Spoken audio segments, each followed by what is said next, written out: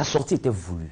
Pour vous qui pensez qu'elle est sortie pour exposer le pasteur Zawi, sachez que j'ai fait exprès de mettre la vidéo sur ma page pour qu'elle fasse sa vidéo et qu'enfin elle assume la paternité de tout ce qui était dit depuis 2022 jusqu'à aujourd'hui. C'est chose faite. J'ai gardé 2 semaines de silence et d'aucuns ont dit, mais la VAR.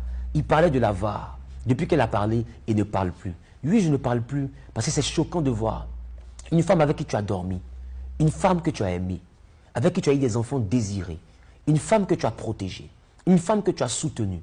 Et malgré tout ce de quoi elle s'est rendue coupable, tu ne l'as jamais exposé. C'est choquant, oui. Et ça vaut même plus de 2 mois de silence. Si je parle après juste 2 semaines, vous devrez même vous réjouir. Parce que pour moi, c'est un coup de massue. Pas parce que ce qu'elle a dit est vrai, mais parce que lorsqu'on nous poignarde dans le dos, ce n'est pas le poignard le plus difficile. C'est lorsqu'on regarde qui attrapait le couteau. Aujourd'hui, je me rends compte que c'est la mère de mes enfants qui attrapait le poignard. D'aucuns disent c'est la mère de tes enfants.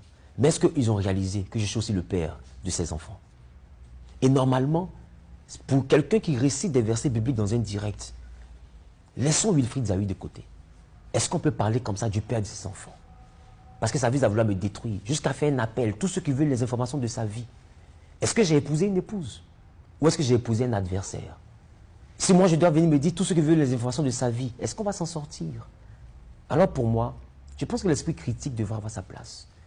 Sa sortie m'a assommé, mais parce que ce qu'elle a dit est choquant. En regardant le visage de la personne qui le dit, on se demande combien de fois l'homme peut être versatile et combien de fois l'homme peut être changeant.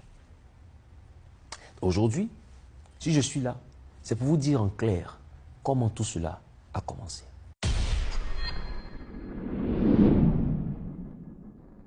Donc, je tiens à mentionner que ces histoires où on me dit que c'est elle qui est à la base de toutes ces affirmations-là ne datent pas de Choco Altamira. Ça date d'avant Choco Altamira. Et à chaque fois que je lui ai demandé, est-ce que c'est toi? Elle a toujours nié. Parce que je sais que quelques jours vont se demander, mais pasteur, tu as découvert tout ça, pourquoi tu ne l'as pas appelé? Je ne l'ai pas appelé parce que des gens m'avaient appelé pour me dire qu'il y a une cabale contre moi. Et lorsqu'ils ont dit qu'il y a une cabale contre moi, et qu'ils ont parlé des mêmes affirmations que Choco Altamira, pour moi, je lui ai dit clairement, j'entends encore des choses, mais je sais que c'est toi qui es à la base.